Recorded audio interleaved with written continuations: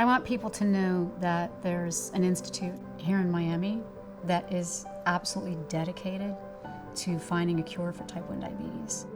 I was always interested in translational research, but I wanted to see how I could discover something and then apply it to help people. And I saw an ad for the Diabetes Research Institute.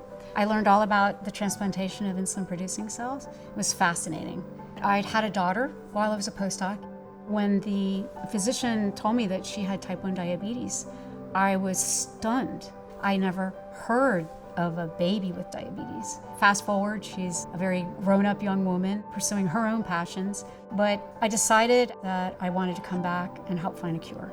The challenge has always been you can transplant these insulin-producing cells and they work to reverse diabetes, but to prevent rejection of the transplanted tissues, to prevent the recurrence of type 1 diabetes, you have to use drugs that suppress the whole immune system.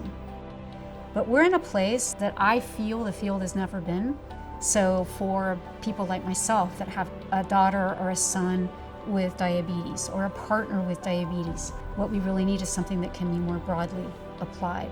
And I think we're at that place now. I'm actually at the point where I'll say 10 years from now, I believe there will be something that can help my daughter.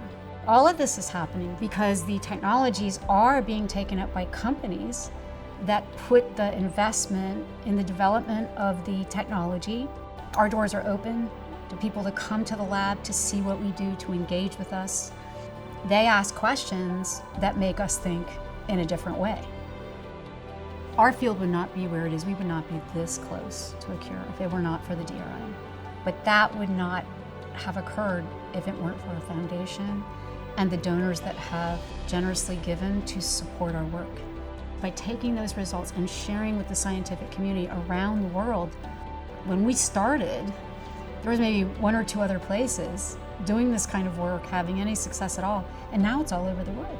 I think the DRI's had a major role in what happens in the next decade.